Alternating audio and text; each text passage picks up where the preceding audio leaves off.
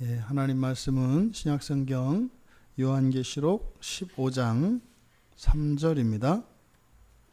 요한계시록 15장 3절 우리 같이 3절인데 지난주 2절 상반절까지 했었기 때문에 맨 끝에 2절부터 3절까지 15장 2절에서 3절까지 우리 같이 읽겠습니다.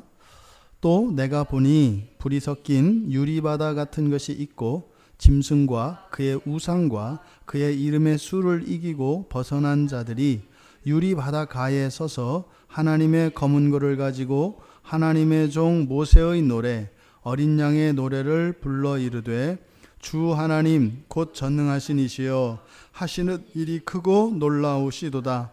만국의 왕이시여 주의 길이 의롭고 참되시도다. 아멘. 지난주에 이어서 이제 모세의 노래와 어린 양의 노래 이렇게 설교 제목을 정했습니다.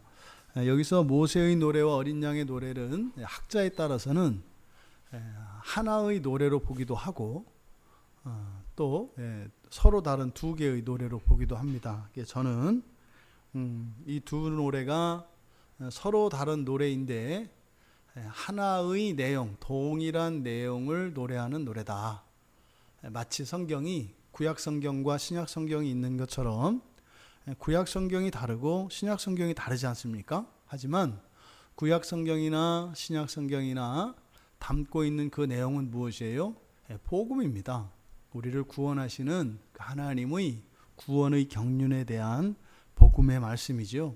그래서 여기서 말하는 모세의 노래와 어린 양의 노래, 이것도 서로 다른 두 개의 노래입니다만 같은 내용을 노래하는 노래다.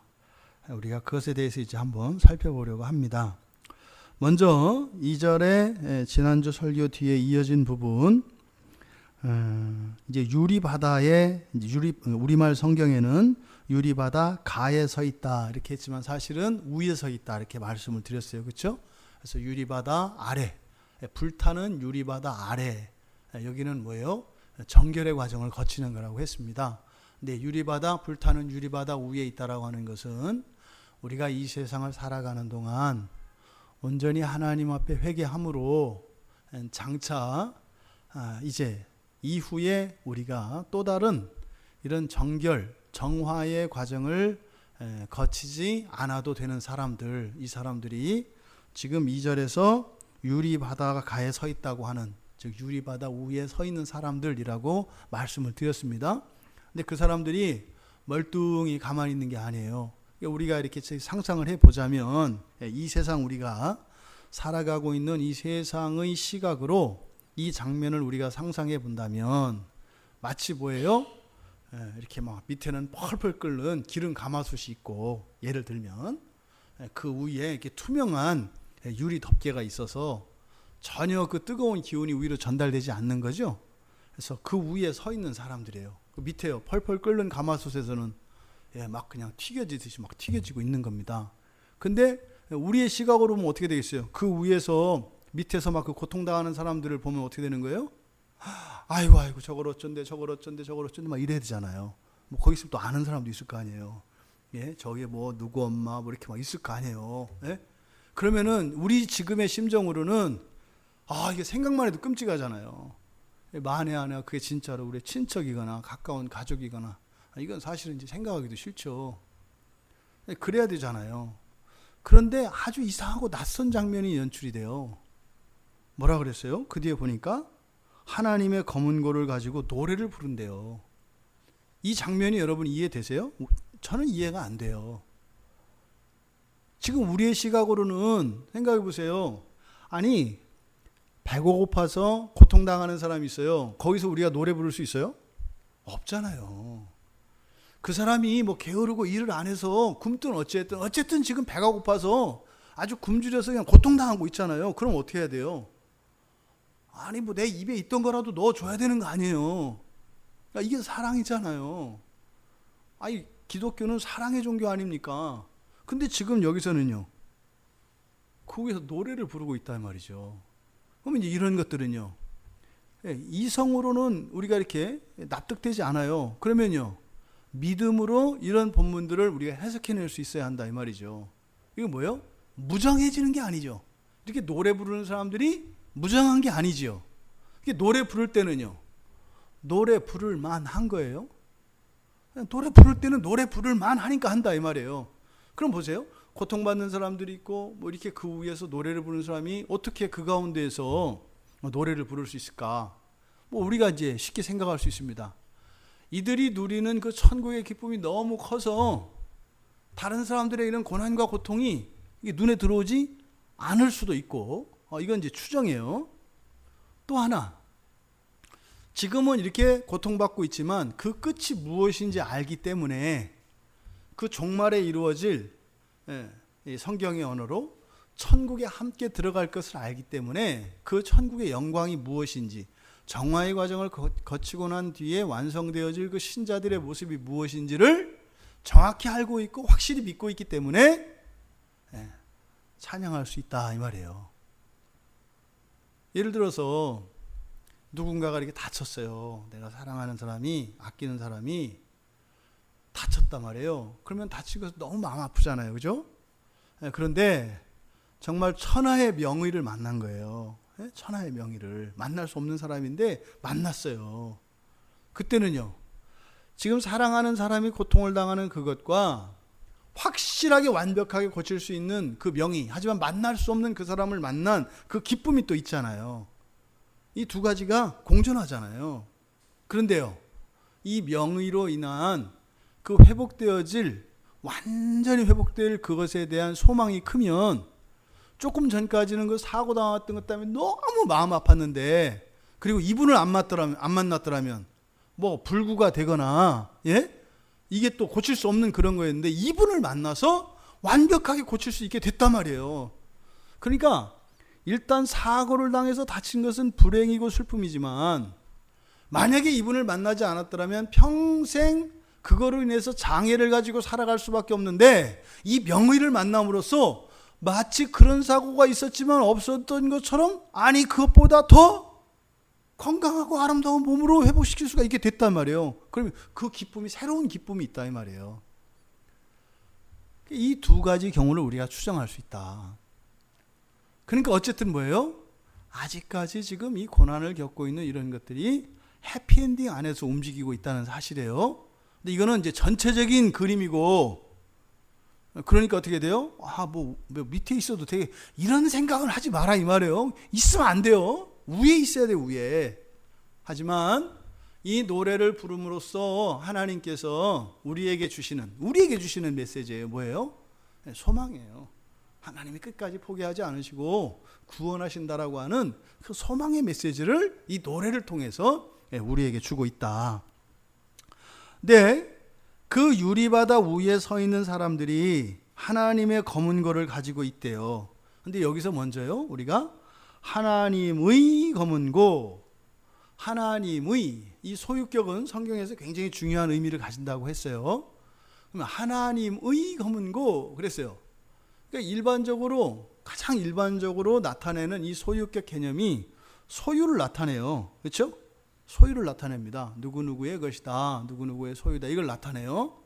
근데 원론적으로 이야기하면 이 세상은 하나님이 창조한 것이고 모든 게 하나님의 것이니까 굳이 소유를 나타내기 위해서 하나님의 라고 하는 말을 쓸 필요가 있어요, 없어요? 사실은 쓸 필요가 없어요.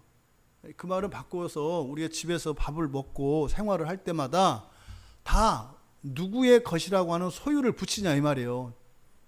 붙일 때 있죠. 할 때 뭐 이거는 뭐 우리 집, 우리의 숟가락, 우리의 젓가락, 우리의 밥그릇, 뭐 우리의 뭐 이렇게 하냐 말이야. 그럴 필요가 없잖아요. 그렇게 안 해도 뭐요? 다 우리 거로 사용하는 거잖아요. 그런데 여기서 그 검은 고를 하나님의라고 이렇게 이제 소유격을 쓴 것은 목적이 있겠다. 그러니까 우리가 그 주인이 누구인지를 밝혀야 되는, 그러니까 이걸 먼저 절대적 소유라고 이렇게 이제 이야기할 수 있을 것 같아요. 그러니까 절대적 소유라고 하는 것은 이 세상에 있는 물건, 이거 제 겁니다. 이게 제 거예요, 제 거. 저의 성경책이거든요. 제 찬송가거든요. 근데 사실은 이게 누구께 속해 있어요? 이것도 다 하나님 거죠. 근데 사실은 공유하고 있다고요. 하나님의 것이지만 하나님께서 저에게 주셔서 이거는 하나님의 것이지만 동시에 나의 것도 돼요. 우리 지아가 집사님 아들이잖아요. 그때 집사님 거지만 사실은 아니라 먼저 하나님 거예요, 하나님 거. 물론 지아는 아무것도 아니고 지 거다라고 할 수도 있어요. 근데 이렇게 누구의 것이라고 할 때는 어떻게 해요? 특히 하나님의 것, 또 뭐 나의 것 이렇게 이야기할 때는 절대적 소유를 말해요. 그러니까 뭐예요? 나만의 것이라고 하는 이것을 나타내려고 하는 거죠. 그러니까 공유하지만 또 동시에 내 것. 이게 이제 집에 이제 각자 개인 소지품들이 또 있잖아요. 집 안에. 전부 다 합쳐서 우리 가족의 것이지만 그 안에 각자 개인의 소지품들이 또 있죠. 아끼는 물건 뭐 이런 거 있잖아요. 그럴 때 우리가 나의 것 이런 소유격을 쓴다 이 말이에요. 또 하나 이 관계의 소유격이라고 그래요. 그래서 어떤 것과의 관계를 나타낼 때도 의라고 하는 말을 써요. 우리 교회, 그럼 이때 무슨 말이에요? 이 교회가 내 거다. 소유관계를 말하는 게 아니에요. 그렇죠? 그때는 뭐예요? 관계를 묻습니다. 관계. 그래서 관계적인 의미로서 소유격을 쓰기도 한다. 그러면 여기서 하나님의 검은고라고 했을 때 여기서 나타내고자 하는 것이 무엇일까? 그럼 뭐 이게 무슨 소유, 뭐 이게 꼭 뭐 이 검은고를 하나님 거다. 이게 뭐 하나님 건데 지금 뭐 이렇게 여기서 유리바다 그 위에 선 사람들이 가지고 뭐 이렇게 주신 걸 가지고 한다. 이런 건 아닌 거잖아요. 또 이 검은고라고 하는 것은 사물이기 때문에 어떤 관계를 나타내지도 않아요. 그러면 하나님의 검은고라는 게 뭘까? 여러분 하나님이 검은고 가지고 계시겠어요? 여러분 생각에? 그거 가지고 있다는 것 자체가 웃기는 거예요. 그 자체가. 그러니까 그런 개념이 지금 아니다. 하나님의 검은고라고 하는 것은. 그러니까 여기서 말하는 이 하나님의 검은고라고 했을 때는 객체의 소유격으로서 이 검은고가 사실은 누구를 위하여 있다는 거예요? 하나님을 위해서 있다. 하나님을 위해서 있다. 이거 그거 좋네요. 영어로 선물 줄 때 뭐라고 해요? 이거 선물이에요 할 때 뭐라고 해요? This is for you 그래요. 그러니까 for가 위하여 이런 뜻이거든요. This is for you. 그러니까 직역하면 이건 당신을 위한 거예요. 근데 원래 그렇게 직역하면 안 되죠, 그렇죠? 선물이에요 이런 뜻이거든요. 그러니까 여기서도 하나님의 검은고라고 하는 뜻은 바로 뭐예요? This is for you 이런 뜻이에요. 그러니까 하나님의 것이다 이 말이죠. 뭐가? 이 검은고가. 그러면 이 검은고는 뭐 하는 거예요? 이 검은고라고 하는 것은 악기죠, 악기. 그냥 검은고를 놓고 볼 때 악기입니다, 악기. 근데 이 악기라고 하는 것은 그냥 그 악기 그 자체는 어떤 기능적 그 원래적인 그 기능을 발휘할 때 의미가 있습니다. 이 악기라고 하는 것은 음악을 연주하는 거잖아요. 그러니까 하나님의 검은고, 그러니까 검은고는 악기고 음악을 말하는 것이고, 그러니까 이게 어떤 의미겠어요? 하나님을 위한 음악을 위한 도구 이런 뜻이겠죠. 이 하나님의 검은고라고 하는 것이. 근데 이 검은고가 이제 영어로는 하프죠, 하프. 하프를 우리말 성경에서는 이제 현악기니까 우리말식으로 그냥 이제 검은고라고 이제 번역을 한 겁니다. 그러니까 어떤 현악기를 전체 통틀어서 대표적으로 검은고라고 해요. 근데 이 검은고, 이 악기가 검은고가 이 성경에서 몇 번 쓰이지 않아요. 계시록에서 쓰이고 그리고 유일하게 고린도전서 14장 7절에서 씁니다. 그러니까 이 검은고는요, 악기를 상징하는 대표적인 악기예요. 그러니까 검은고다라고 하는 것이 이게 현악기냐 타악기냐 이렇게 세부적으로 어떤 악기를 나타내는 것이 아니라 단지 뭐다? 음악을 더 풍성하게 하는 그런 도구로서 그 악기를 상징할 때 검은고를 이야기한다. 근데 요한계시록에서 이 검은고는 우리가 앞에서도 요한계시록 5장에서도 살펴봤었습니다. 요한계시록 5장에 가면 8절 10절에 보면 24장로들이 두루마리를, 그러니까 어린 양이 두루마리를 취해요. 그때 새 노래를 부르거든요. 그러니까 이 검은고가 하나님께 찬양을 부를 때 사용돼요. 그러니까 이 악기라고 하는 것은, 그러니까 찬양과 함께 사용되어지는 것, 찬양과 함께 악기가 사용된다. 그래서 그때 사용되는 악기를 상징적으로 검은고라고 한다. 이렇게 이제 우리가 이해하면 되겠습니다.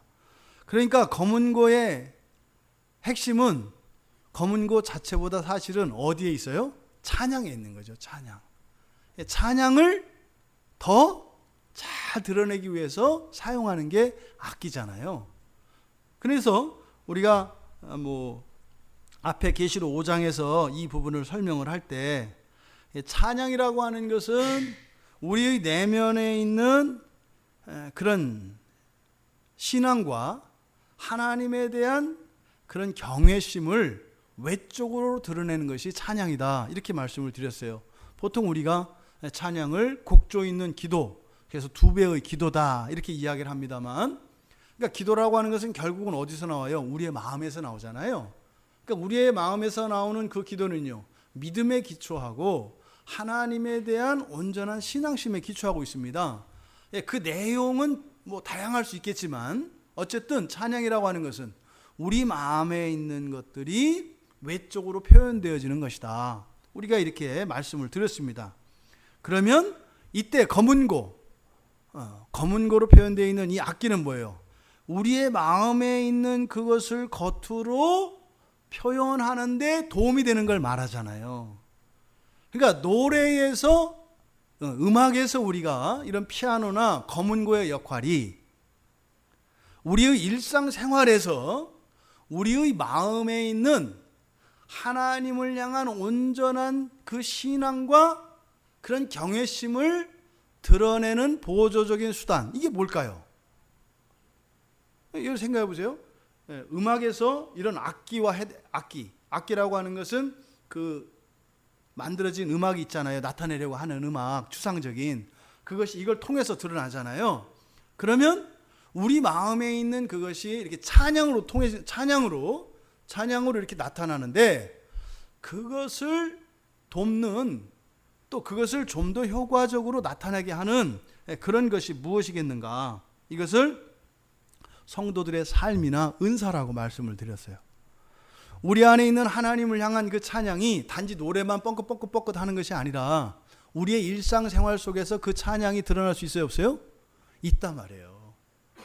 그래서 그 교회에서 하는 모든 워십에서도 무용이나 이런 거 할 때도 반드시, 그런 워십도 사실은 이런 악기적 역할을 해요.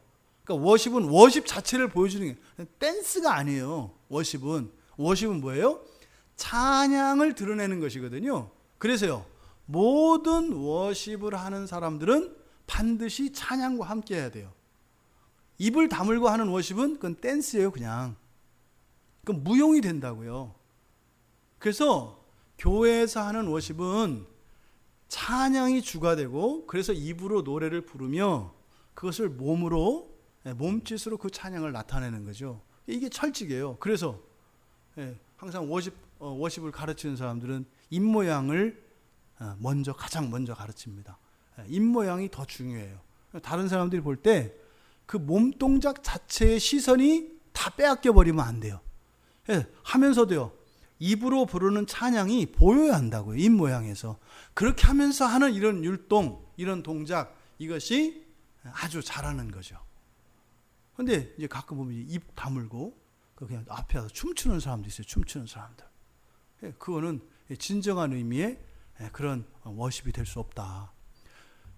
그런 것처럼 여기서 이 검은고라고 하는 것은 결국 우리들의 성도들에 있어서는 이런 우리들의 생활 속에서 이런 생활 전체, 또 우리들이 각자가 가지고 있는 은사, 이런 것들이 이제 검은고가 될 수 있겠다. 그러니까 여기서 하나님의 검은고라고 하는 것은 뭐겠어요? 이렇게 검은 거 진짜로 저 똑같은 저 우쿨렐레를 하나씩 들고 소나타로 쫙 들고 서 있는 걸 말하는 게 아니에요. 여기서 그 유리바다 위에 서 있는 사람들이 하나님의 검은 거를 들고 섰다고 할 때 그 사람들이 가지고 있는 악기로 나타내는 그것은 사실은 뭐겠어요? 그 성도들의 인생 전체를 말하는 거죠. 그들의 삶 전체가 뭔 거예요? 그게 악기인 거예요. 그러니까요, 우리가 입술로 하는 고백과 우리들이 살아내는 삶이 별개가 아니다. 별개가 아니다. 그래서 그 검은 거를 가지고 있다라고 하는 것은 단순한 악기를 말하는 것이 아니라 성도들이 이 세상을 살아갈 때 이 삶의 한 행실 하나하나가 사실은 뭐예요? 이게 다 악보가 되고 음악이 되는 거죠.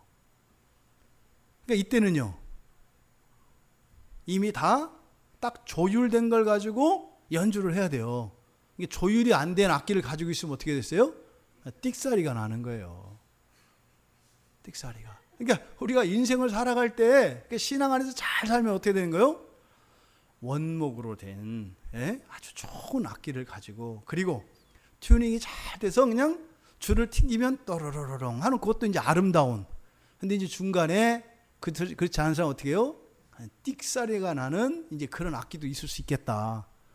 그런데 어떻게 해요? 그 모든 게 어우러져서 화음을 또 이루는 거죠. 그게 이제 놀라운 거예요. 그래서 개별적으로는 흠이 분명히 있을 거예요.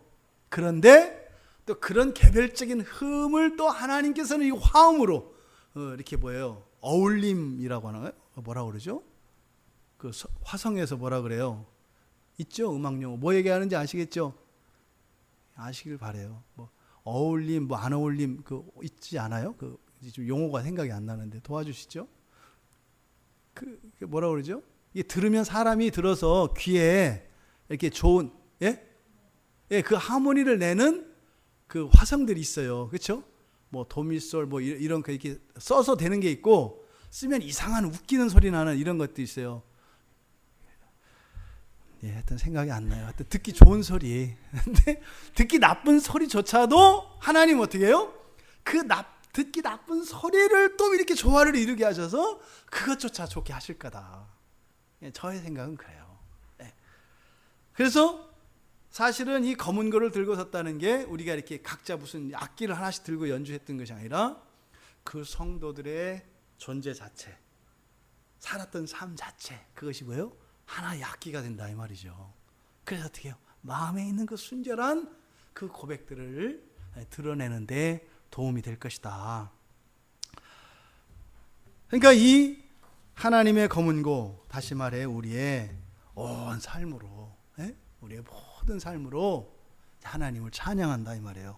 근데 이제 그들이 노래를 부릅니다. 노래를 불러요. 노래를 부르는데 하나님의 종 모세의 노래, 그리고 우리말 성경에는 이제 그렇게 쉼표가 딱 찍혀 있어요. 그렇죠? 끊어놨다고요. 어린 양의 노래. 근데 이렇게 쉼표를 딱 찍어 놓으면 두 가지 의미예요. 같은 거일 수도 있고 다른 거일 수도 있어요. 쉼표를 찍어 놓으면 무엇, 곧 무엇 이렇게 해서 두 개를 부연 설명하는 동격의 의미를 나타낼 수도 있고, 또 하나는 접속사로 이렇게 딱 끊어질 수도 있어요. 근데 그렇게 끊으려면은 뒤에 뭐 그리고 그러나 이런 말들이 있어야 되거든요. 근데 여기서는 어떻게 했어요? 아주 머리 좋게 이게 둘을 나누는 건지 계속 설명한 건지 애매하게, 그래서 뭐라고 말 못하게 아주 번역을 잘한 거예요. 왜냐하면 이제 이게 지금 논쟁이 있거든요. 그런데 헬라어 성경을 보면 이것을 분명히 접속사를 사용하기 때문에 끊는 것이 좋겠다. 왜? 또 이제 이 노래들을 하나 살펴보면 끊어 놓아야 훨씬 더 서로 다른 노래, 그러나 같은 노래, 이것이 잘 드러나기 때문에, 그래서 서로 다른 두 개의 노래로 보는 것이 맞겠다. 그 노래, 지금 유리바다 위에서, 불타는 유리바다 위에서 부르는 노래를 잠깐 읽어보면 이제 4절까지가 되어 있잖아요. 주 하나님 곧 전능하신 이시여, 하시는 일이 크고 놀라우시도다. 만국의 왕이시여, 주의 길이 의롭고 참되시도다. 주여, 누가 주의 이름을 두려워하지 아니하며 영화롭게 하지 아니하오리이까. 오직 주만 거룩하시니이다. 주의 의로우신 일이 나타났음에 만국이 와서 주께 경배하리이다. 이 노래의 가사에서 우리가 느낄 수 있는 여러 가지 의미들이 있는데, 제가 가장 마음에 와닿는, 그리고 이 전체 이 가사의 가장 중요한 핵심은 모두 다 하나님을 경배한다는 거예요. 어느 누가 하나님을 영화롭게 하지 않고, 어느 누가 하나님을 경외하지 않고, 어느 누가 하나님을 경배하지 않겠어요? 사실은 역사 속에서는 이런 일이 있었어요? 없었어요? 없었어요. 언제 그렇게 모두가 하나님을 경외하고, 언제 어디에서 그렇게 하나님을 경배하고, 언제 어디에서 그렇게 모두가 하나님을 영화롭게 한 적이 있어요? 없어요. 근데 지금 여기서는요, 그 일이 이루어진 것을 지금 이야기하고 있어요. 모두가 하나님을 영화롭게 하고, 모두가 하나님을 경외하고, 모두가 하나님을 경배하게 될 것입니다. 이렇게 노래를 부르고 있다 이 말이에요. 이 내용의 핵심이에요. 그러니까 이것은 이전에 이런 노래들을 알아야 이 노래 가사의 의미가 확 와닿는 거죠. 그런데 이 노래 가사는 이런데, 이 노래를 뭐라고 이야기했어요? 하나님의 종 모세의 노래와 어린 양의 노래라고 했어요. 그러면 하나님의 종 모세의 노래 실제로 있나요, 없나요? 있단 말이에요. 출애굽기 15장에서 이스라엘 백성들이 출애굽하고 나서, 그죠? 홍해 건너편에서 이렇게 내려다본단 말이에요. 그리고 애굽 전차 부대가 막 쫓아오잖아요. 예, 말씀드렸죠. 저는 제일 성경에서 가장 스릴 있는 장면이 전 그때라고 생각을 해요. 예? 막 그 영화의 장면처럼 뭐 창 끝이 거의 그 이스라엘 백성 맨 뒤에 가는 사람 목덜미까지 이렇게 온 거죠. 그죠? 맨 뒤에 가는 사람이니까 또 약한 사람이에요. 분명히. 그러니까요, 뒤에서 쫓아오는 사람의 속도와 이 가는 사람의 속도 차이가 너무 많이 나서 보는 사람이 막 애간장이 녹는 장면이에요. 영화로 본다면. 그래서요, 아주 일촉즉발의 위기 상황이에요. 죽게 돼 있는 순간이에요. 그래서 확 창을 뭐 던졌다고 봐요. 던져가지고 이 목덜미 끝에 아주 0.00001mm 딱 달라요. 죽은 줄 알았어. 근데 그때 어떻게 되는 거예요? 바닷물이 확 덮쳐가지고 이 아이에게는, 예를 들어 아이라고 치면은 옷 하나 안 적셨는데 말이 안 되는 거잖아요. 0.001mm 차이인데 어떻게 옷이 안 젖어요? 물 한 방울도 안 튀었어요. 그리고 무슨 일이 일어났는지도 몰라. 원래 그 걸음으로 그냥 이렇게 가. 그런데요, 날아오던 창이 그냥 파도 속에, 바닷물 속에 확 잠겨버린 거예요.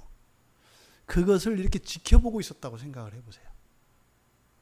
많은 사람들이 건너와서 살았지만 이제 남은 몇 사람들이 건너오는데 단 한 사람도 죽지 않고 마지막까지 구원하시는 하나님의 그 구원을 봤어요. 그때 부르는 노래가 모세의 노래예요. 어떻게 했냐고요. 그렇잖아요. 그때는 뭐 성가대, 노래 잘하고 못하고 이런 거 없단 말이에요. 에? 이 박자가 맞고 안 맞고 그런 거 없다고요. 근데 어땠을까요? 가장 아름답지 않았겠어요? 그게 교회에서 부르는 찬송이에요. 그러니까 뭐 목소리가 좋고 나쁘고 상관없어요. 그 모세의 노래가 그 구원의 하나님을 찬송하는 찬송이 울려 퍼질 때는요, 그 찬송 자체가 우리를 압도한다고요. 그러니까 어떤 음악적 기교나 이런 것들이 와닿지 않는다 이 말이에요. 찬송이 찬송으로 불려지면. 이게 가끔 교회에서 그 찬양 때문에 문제가 많이 일어나요. 뭐 반주자가 뭐 반박자 듣네, 뭐가 어쨌네. 뭐요?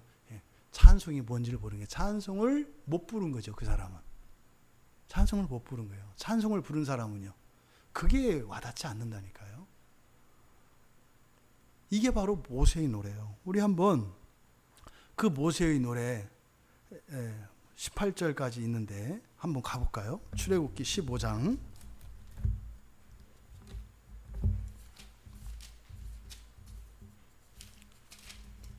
출애굽기 15장. 이때 모세와 이스라엘 자손이 이 노래로 여호와께 노래하니 일렀으되, 이렇게 이제 하면서 여기서 이제 그 노래가 이제 시작이 돼요. 같이 읽을까요? 내가 여호와를 찬송하리니 그는 높고 영화로우심이요 말과 그 탄자를 바다에 던지셨음이로다. 여호와는 나의 힘이요 노래시며 나의 구원이시로다. 그는 나의 하나님이시니 내가 그를 찬송할 것이요 내 아버지의 하나님이시니 내가 그를 높이리로다. 여호와는 용사시니 여호와는 그의 이름이시로다. 그가 바로의 병거와 그의 군대를 바다에 던지시니 최고의 지휘관들이 홍해에 잠겼고 깊은 물이 그들을 덮으니 그들이 돌처럼 깊음 속에 가라앉았도다. 여호와여 주의 오른손이 권능으로 영광을 나타내시니이다. 여호와여 주의 오른손이 원수를 부수시니이다.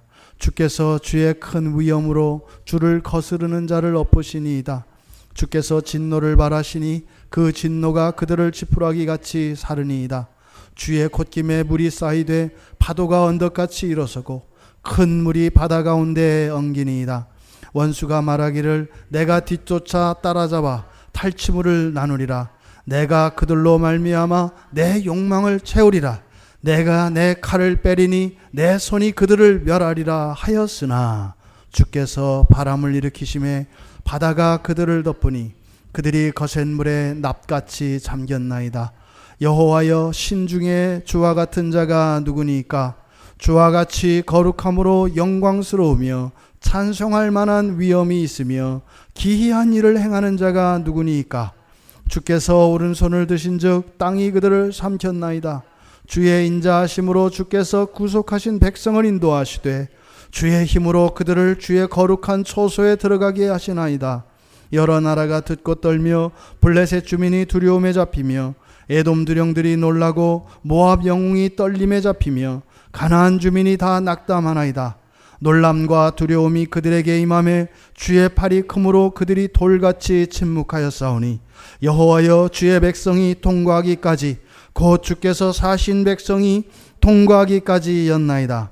주께서 백성을 인도하사 그들을 주의 기업의 산에 심으리이다. 여호와여 이는 주의 처소를 삼으시려고 예비하신 것이라. 주여 이것이 주의 손으로 세우신 성소로소이다. 여호와께서 영원 무궁하도록 다스리시도다. 이게 모세의 노래예요. 그러니까 지금 이 모세의 노래가 신명기 31장에서 31장 30절에서 32장 43절에 그러니까 뭐예요? 40년 광야 생활을 마치고 다시 모세가 노래를 해요. 모세의 노래가 구원의 노래를 부르는데 그쪽에 가면 조금 노래의 가사가 바뀌는 것을 우리가 보게 돼요. 지금 여기서는요 구원의 하나님을 찬양하잖아요, 그죠? 그리고요 그 열방 주변에 있는 이런 모압과 이런 열방들이 그 이스라엘을 구원하신 하나님의 구원의 일을 듣고 두려워 떨게 된다고 이야기를 해요. 그런데 신명기 그 32장에 가면 경고가 나와요. 경고가. 너희들 하나님 말씀 잘 지켜라. 아니면 너희들 거기 가서 멸망당한다. 하나님 구원 안에 있어라. 너희들이 하나님과 반대편에 서면 너희들이 보았던 애굽 병사와 같이 그렇게 멸망당한다. 이렇게 경고의 노래가 나와요. 뒤에 가면. 이게 모세의 노래의 가사의 의미가 바뀐다 이 말이에요. 근데 어쨌든 여기 출애굽기 15장에서 시작되어진 이 모세의 노래의 시작은 하나님께서 이스라엘을 구원하신 그 구원의 서사, 역사적인 그 놀라운 사건이잖아요. 그 구원의 서사를 잊지 않도록 그것을 기록하게 하고 그렇게 구원하신 여호와 하나님을 찬양하고 그리고 그 은혜가 절대적인 것임을 영원히 기리게 하고자 하는 목적을 가진 것이 이 모세의 노래입니다. 그리고 뒤에 나오는 어린 양의 노래, 이 어린 양의 노래는 계시록 5장에서 우리가 살펴봤었습니다. 앞서서 말씀드렸던 것처럼 그 검은 고에 대한 이야기를 할 때 바로 성부 하나님의 오른손에서 그 두루마리를 받았을 때 그래서 그 어린 양을 찬양해요. 그때 그것을 어린 양을 찬양하는 노래를 부르는데, 계시록 5장 이제 한번 가보시죠. 계시록 5장에 9절 10절에 있는 그 노래, 9절에서 이 노래를 무슨 노래라고 불렀어요? 새 노래라고 불러요. 새 노래. 새 노래. 근데 사실은 이제 어린 양의 노래죠, 이게. 같이 한번 읽어보겠습니다. 두루마리를 가지시고 그 인봉을 떼기에 합당하시도다. 일찍이 죽임을 당하사 각 족속과 방언과 백성과 나라 가운데에서 사람들을 피로 사서 하나님께 드리시고 그들로 우리 하나님 앞에서 나라와 제사장들을 삼으셨으니 그들이 땅에서 왕노릇 하리로다. 아멘. 지금 여기에 보면은 모세의 노래는 구원을 찬양해요. 그죠? 그리고 그 절대성, 구원의 절대성, 그리고 그 구원의 영원성, 이거를 찬양을 했어요. 그런데 계시록 5장에서 이 어린 양의 노래, 이 새 노래를 부르는데, 여기에서는 이 구원에 대한 계시가 모세의 노래와 비교했을 때 어떤 변화가 일어나요? 좀 더 자세히 나타나죠. 그냥 이스라엘을 애굽에서 구원하실 때는 대속의 개념이 나타나요? 안 나타나요? 안 나타나요. 하나님의 권능만 나타난다고요. 근데 그때 이스라엘 백성들은 택하신 자들이잖아요. 그렇죠? 택하신 자들을 구원하실 때 하나님의 권능으로 구원을 하세요. 권능으로. 근데 이 어린 양의 노래에서 나타나는 구원은 하나님의 권능으로 구원하시는 것이 아니라 어떻게 해요? 죽임을 당하셔서 당신의 그 어린 양의 피로 샀다고 얘기해요. 대속이죠. 대속의 구원을 이야기한다고요. 그러니까 모세의 노래나 이 어린 양의 노래나 주제는 뭐예요? 구원이에요. 근데 구원의 방식이 달라요. 이스라엘을 구원하는 하나님의 구원의 방식은 하나님의 권능으로, 이적으로 구원하십니다.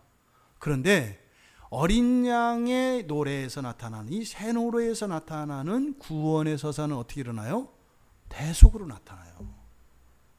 이게 이 계시의 진전이 일어난다 이 말이에요. 계시의 진전이. 그러니까요, 처음에는 막 권능을 노래하던 그 하나님의 백성이 이제는요, 그 대속의 은혜를 알게 돼서 그 구원이 어떻게 돼요? 그 권능으로 찬양한 것은 사실은 우리의 외연으로 펼쳐져 있는 하나님의 권능이라면, 대속의 구원을 알게 되면 어떻게 돼요? 우리의 내면을 가득 채워지는 하나님의 사랑의 구원인 것을 알게 돼요. 글쎄요, 안과 밖으로 펼쳐지는 하나님의 권능은 무엇으로 그러니까 하나님의 그 전능하심은 권능과 기적과 이사를 일으키는 능력으로 나타나요. 그런데 우리의 마음속에서, 우리의 내면에서 역사하시는 하나님의 권능은 무엇으로 나타나요? 사랑으로 나타난다고요. 그러니까 이 구원의 계시가 모세의 노래에서 나타나는 구원의 계시와 어린 양의 노래에서 나타나는 이 구원의 계시가 안과 밖으로 가득 채우는 역할을 한다. 이 내용이. 그래서 이 두 노래를 한다라고 했어요. 그러니까 사실은 모세의 노래와 어린 양의 노래는 서로 다른 노래다. 그런데 하나님의 구원의 계시를 노래한다는 점에서는 한 노래다. 이해되시죠? 그러니까 지금 여기서 우리가 읽어봤잖아요. 여기서 부르는 이 노래, 그들이 부르는 노래는 모세가 불렀던 노래와 가사가 같지 않아요. 또 5장에서 나타난 이 새 노래와 가사가 같지 않아요. 그러니까 지금 보겠어요? 이 노래를 통해서 구원의 계시가 점점 진행되고 보다 분명히 드러나고 있다는 것을 우리가 알 수 있다, 이 말입니다. 지금 여기서 부르는 어린 양의 여기서 부르는, 그러니까 유리바다 위에 있는 자들이 부르는 노래, 주 하나님 곧 전능하신 이시여 하시는 일이 크고 놀라우시도다. 요거는 이제 우리가 이해돼요. 마치 모세의 노래와 비슷해요. 하나님의 권능을 노래하니까. 그리고 만국의 왕이시여 주의 길이 의롭고 참되시도다. 여기서 만국이라고 하는 표현은 모세의 노래와는 좀 대치돼요. 왜요? 모세의 노래에서는요 죽는 애굽 병사가 있고 살아나는 이스라엘이 있어요. 그러니까 버림받는 자가 있고 택함받는 자가 있다 이 말이에요. 그런데 여기서는요 만국의 왕이시여 이렇게 하면서 하나님의 구원의 보편성을 이야기한다고요. 그리고 나서 주의 길이 의롭고 참되시도다. 그러면서 누가 주의 이름을 두려워하지 아니하며 영화롭게 하지 않겠습니까? 오직 주만 거룩하십니다. 만국이 주께 경배할 것입니다. 이 일은 하나님의 권능으로 그렇게 이루어지는 것이 아니라 사실은 무엇으로 이루어져요? 하나님의 사랑으로 이루어져요. 그래서 모세의 노래와 어린 양의 노래의 내용, 그 노래에 담겨있는 내용이 다 포함되어 있는데 지금 여기에서 새롭게 부각되어지는, 즉 구원 계시와 관련돼서 새롭게 드러나는 그 개념이 바로 만국이에요. 만국의 왕, 만국의 왕이라고 하는 이 개념이 드러나고, 또 하나는 경배예요. 경배예요. 그러니까 예전에는 이런저런, 그러니까 하나님을 경배하는 사람도 있고 그렇지 않은 사람도 있고 순종하는 사람도 있고 불순종하는 사람도 있고 이랬다 이 말이에요. 근데 여기서는요 그거 없어져요. 모두가 다 하나님 앞에 나오게 된다는 거예요. 그리고 어떻게 된다고요? 경배하게 된다고요. 그러니까 지금 이 유리바다 위에 서서 각자의 검은고를 가지고 부르는 이 노래에서 드러나는 이 핵심은 만국이 주께 경배 드리게 된 것을 노래하고 있어요. 그러니까요 구원의 계시의 끝에 맨 끝에 가니까 뭐가 있더라? 경배가 있더라 이 말이에요. 경배가. 이것은 지금 이 구원의 노래, 모세로부터 불리워졌던 시작되어졌던 이 구원의 노래가 점점점 그 구원이 무엇인지를 하나님의 그 권능, 전능성, 그리고 하나님의 대 속에서 나타나는 하나님의 그 무한하신 사랑, 그것이 어떻게 해요? 우리의 외연으로 우주를 가득 채우고 우리의 내포로 우리 안에 사랑으로 가득 채워서 꽉 찬 상태 아니에요. 그리고 나서 마지막 최종적으로 나오는 게 뭐예요? 경배란 말이에요. 이 말씀을 통해서 지상에서 드리는 예배의 의미가 무엇인지를 우리가 알아야 한다 이 말이에요. 물론 우리가 지금 드리는 예배는 온전하지 않습니다. 근데 이 예배는요 바로 유리바다 위에서 부르는 이들이 바로 이 구원의 계시가 최종적으로 완성되어졌을 때 부르게 되는 그 경배가 현재의 우리 삶 속에 무엇으로 와 있다고요? 예배로 와 있다고요. 이 예배가 얼마나 영광스러운 것이고 구원의 클라이막스, 이 세상에서 구원받은 신자들이 부를 수 있는 그 노래, 그리고 구원 계시의 그 끝에 가서 만나게 되는 그것이 뭐다? 예배다라고 하는 거예요. 이들이 부르는 이 노래를 통해서 우리가 하나님을 온전히 예배할 수 있다면 바로 종말이 성취되어진 것을 깨달아야 합니다. 그래서 이 예배를 하며 우리가 기뻐하며 그 영광스러운 그 감동을 누릴 수 있는 우리 모두가 되기를 바랍니다. 유리바다 위에서는요 하나님을 경배하는 일이 있다 이 말이에요. 근데 그때 아직 그 경배에 참여하지 못하고 있는 자들이 있더라. 종말에만 일이 아니죠. 우리 삶 속에 그러잖아요. 이미 구원받은 자들인데도 불구하고 하나님을 예배하는 자들이 있고 하나님을 예배하지 못하는 자들이 있잖아요. 그러니까 마지막에만, 종말에만 그렇게 정화의 과정이 이렇게 환난과 어려움으로 오는 것이 아니라 사실은 현재적으로 이 말씀을 바꾸어서 얘기하면 뭐라는 거예요? 당신이 예배자입니까? 당신은 유리바다 위에서 검은 거를 들고 하나님을 경배하는 자입니다 라고 얘기를 하는 거죠. 당신이 하나님을 온전히 예배할 수 없습니까? 당신은 불 섞인 유리바다 아래에 있습니다. 라고 하는 현재적인 교훈을 우리에게 준다.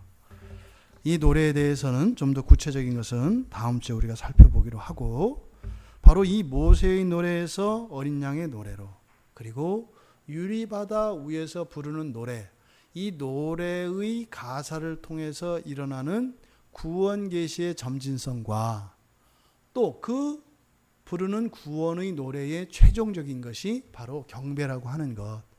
그래서 우리들의 이 예배가 얼마나 소중한 것이고 예배의 가치와 의미를, 그리고 이 세상을 사는 동안 어쩌면 구원받은 신자들이 누릴 수 있는 가장 큰 가치와 영광이 어디에 있다는 거예요? 예배에 있다는 겁니다. 그때 예배는요, 잘 짜맞춰진 이렇게 훈련되거나 그런 찬양이 아니라 뭐라는 거예요? 각자의 삶으로 그냥 드리는, 그게 로마서에서 이야기하는 우리의 삶으로 드리는 그것이 진정한 예배다라고 하는 말씀과 그대로 일치하는 것을 보게 됩니다. 여러분, 예배의 영광을 회복하시기 바랍니다. 그리고 이 예배를 허락하신 일과 우리가 예배 한번 참여하는 이 일이 얼마나 복되고 얼마나 가치 있는 것인가, 또 이 예배의 종말론적 그 성격이 무엇인지를 알아 우리에게 예배를 허락하신 하나님께 넘치는 감사와 찬양이 있기를 바라고, 또 우리가 더 온전한 예배를 위하여 우리가 열심히 노력을 하고 추구하고 하나님께 은혜를 구할 때 우리의 예배가 더욱 그렇게 살아나는 그런 은혜가 우리의 날마다의 삶 속에 허락되어지기를 주님의 이름으로 축원합니다.